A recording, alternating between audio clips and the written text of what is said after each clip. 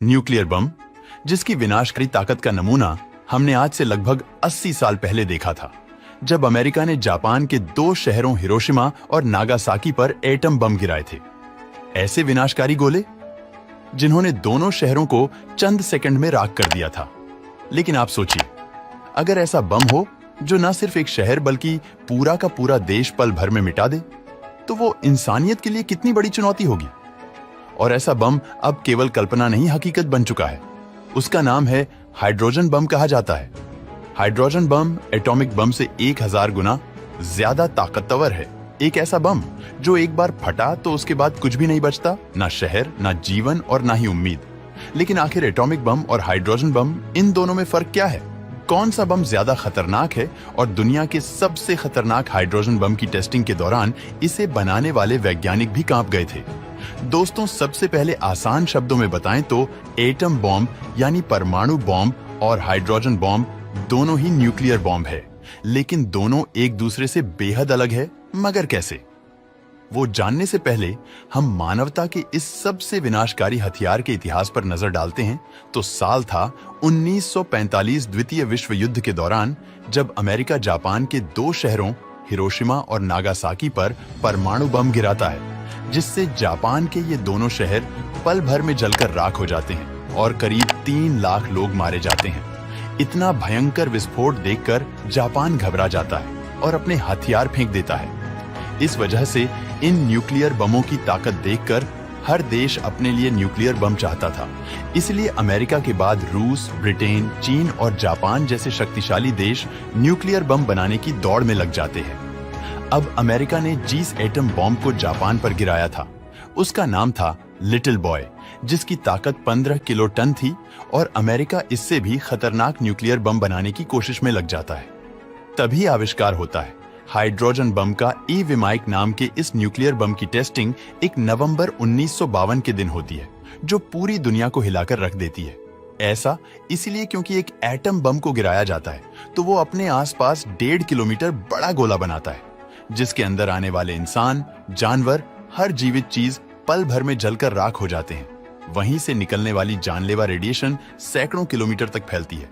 लेकिन एक hydrogen bomb अपने आसपास 16 किलोमीटर चौड़ा आग का गोला बनाता है और करीब 10 करोड़ डिग्री सेल्सियस गर्मी यानी हीट जेनरेट होती है, जो हमारे उबलते हुए सूरज की कोर के 15 मिलियन डिग्री तापमान से करीब 7 गुना ज्यादा है। ये गर्मी इतनी खतरनाक होती है कि पूरे के पूरे शहर को चंद सेकंड्स में जलाकर राख कर सकती है। कि रेडिएशन हिट और जहरीला धुआं जापान जैसे छोटे देश को तो दुनिया के नक्शे से मिटा सकता है। सुनकर ही रोंगटे खड़े हो गए ना? लेकिन कहानी में असली धमाका और तबाही का मंजर बचा था।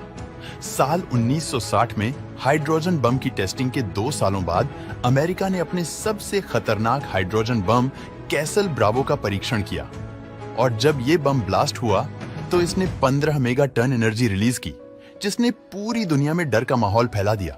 चलिए अब बात करते हैं एटम बम और हाइड्रोजन बम के बीच का डिफरेंस क्या है। सबसे पहले परमाणु बम की बात करें तो न्यूक्लियर यानी परमाणु विखंडन के सिद्धांत पर यह काम करता है। इसमें यूरेनियम 235 या प्लूटोनियम 239 जैसे भारी तत्वों के न्यूक्लियस को तोड़कर जबरदस्त मात्रा में ऊर्जा निकाली जाती है, और जब न्यूक्लियस टूटता है तो उसके न्यूट्रॉन निकलते हैं, जो पास के दूसरे न्यूक्लियस से टकराकर एक चेन की रिएक्शन शुरू करते हैं। और इसी रिएक्शन से निकलने वाले वो तबाही के मंजर हिरोशिमा और नागासाकी जैसे शहरों को पल भर में खाक बना देती है। लेकिन हाइड्रोजन बॉम्ब की तकनीक न्यूक्लियर फ्यूजन से 1000 गुना ज्यादा खतरनाक है। इसलिए इसे थर्मोन्यूक्लियर बॉम्ब भी कहा जाता है। और इस तकनीक का नाम है न्यूक्लियर फ्यूजन, यानी परमाणु को तोड़ने के बजाय एक दूसरे से जोड़ना।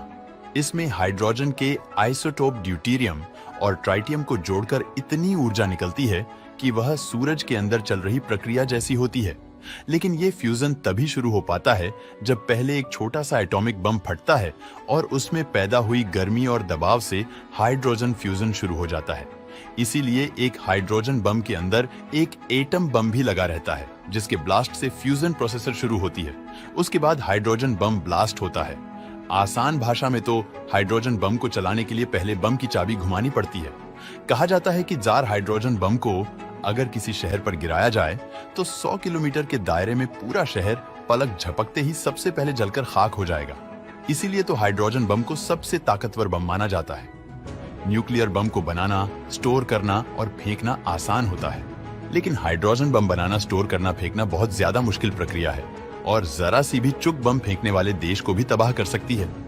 यही वजह है कि दुनिया के केवल कुछ ही देश जैसे अमेरिका, रूस, चीन, फ्रांस, ब्रिटेन के पास ही वेरीफाइड हाइड्रोजन बम टेक्नोलॉजी है। हालांकि भारत के पास हाइड्रोजन बम की पूरी टेक्नोलॉजी तैयार है, लेकिन हमने कभी इस महाविनाशकारी बम को बनाकर इसकी टेस्टिंग नहीं की। कुल मिलाकर एटॉमिक बम तो पुराना हो चुका है, असली खतरा तो अब हाइड्रोजन बम से है। दोस्तों, वीडियो पसंद आया हो तो लाइक और शेयर करें।